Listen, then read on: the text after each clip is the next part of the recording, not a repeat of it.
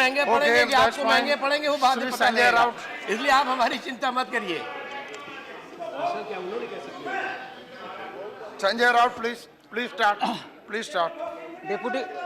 Deputy chairman sir, लगभग सभी बातें सामने आ चुकी हैं।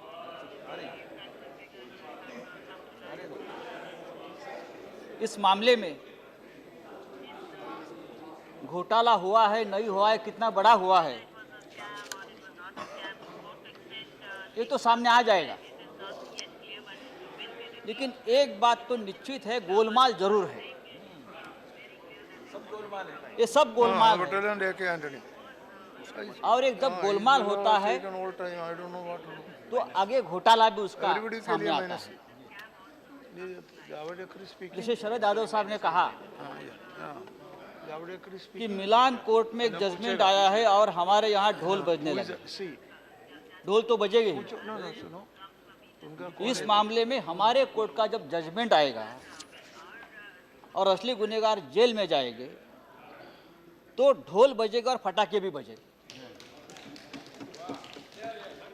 और डॉक्टर स्वामी जी का भाषण सुनने के बाद मुझे लगता है वो मौका हमें मिलेगा। डिप्टी चेयरमैन सर, जिस राम गोपाल यादव जी आप बोल रहे थे, हमें भी दुख होता है कि देश के डिफेंस के मामले में, रक्षा के मामले में, जवानों के मामले में रिश्वतखोरी का मामला आता है और हम सबको यहाँ इस तरह से बात करनी पड़ती है तो लगता है ये देश का अपमान है, हमारे जवानों का अपमान है जो सियाचिन में बैठे हैं, खड़े हैं, जो नथुला पास में है, कहाँ कहाँ है, लद्दाख में है, श्रीनगर में है, कश्मीर में है। अगस्ता वेस्टलैंड मामले में जो सौदा है 3600 करोड़ का, आंकड़े आगे पीछे हो सकते हैं, उसमें लगभग 250 करोड़ का कमीशन या रिश्वत देने की बात आई है। उसमें कौन भागीदार है, क्या है, किसको कितना हिस्सा मिला है, किसी ने बांट के खाया है, किसी ने घर में रखा है, किसको कितना मिला है, ये सरकार को, मॉरिशस में ये सरकार को ढूंढना पड़ेगा। ये सिर्फ राजनीतिक आरोप प्रत्यारोप का मामला नहीं है सर। मैं मानता हूं कि ये देश के प्रतिष्ठा का मामला है और उसका हस्र भी बोफर्स तोप सऊदी सरीखा नहीं होना चाहिए। ये अभी हमको अभी तय करना पड़ेगा। सर, बोफर्स सौदे में क्या हुआ था कि उसमें कमीशन लेने देने वाली बात साबित हुई थी। पैसा किसको मिला, किसको पहुंचा, इसके एविडेंस इसके एविडेंस भी सामने आए थे, एविडेंस थे, लेकिन हम दोषियों तक नहीं पहुंच पाए।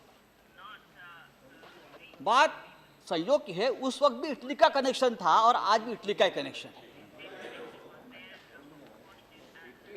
और हमारे आंखों के सामने बोफोर्स का गुनहगार जो कौथरी था हमारे आंखों के सामने भाग गया, उसके भगाया गया। तो ये जो बात है ये बहुत गंभीर बात है। दूसरी बात, जब कांग्रेस सत्ता में होती है तो डिफेंस रिलेटेड सौदे के कमीशन की बात सामने आती है हमेशा। अब हमारे पूर्व एयर मार्शल है,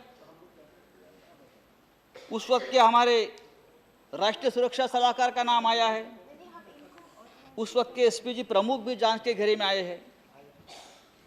ये लोगों ने हेलीकॉप्टर की उड़ान संबंधी स्पेसिफिकेशन में बदलाव किया, इस प्रकार का आरोप है। हेलीकॉप्टर की उड़ान ऊंचाई में बदलाव किया। ये सब किसके आदेश से हुआ, ये हमको ढूंढना पड़ेगा और जल्दी ढूंढना पड़ेगा।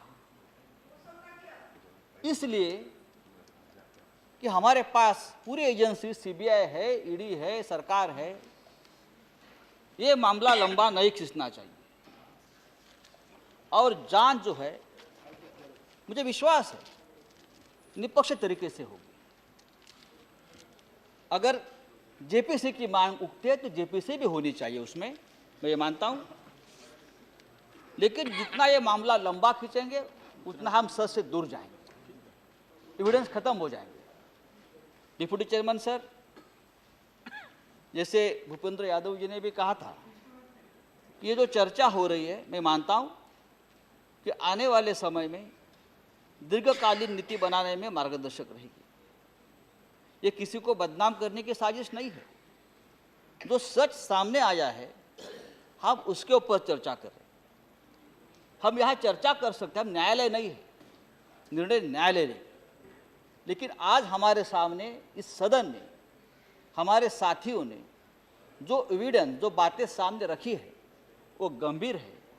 इसलिए जिम्मेदारी सरकार की है कि अब ज़्यादा समय न लगाए और इस मामले में, हमारे रक्षा सौदे के मामले में जो कुछ घोटाला गोलमाल हुआ है वो जल्दी से जल्दी सामने आइए और सबके नकाब आप फाड़ दीजिए। इतना ही कहूँगा। धन्यवाद। धन्यवाद जी। श्री अहमद पटेल।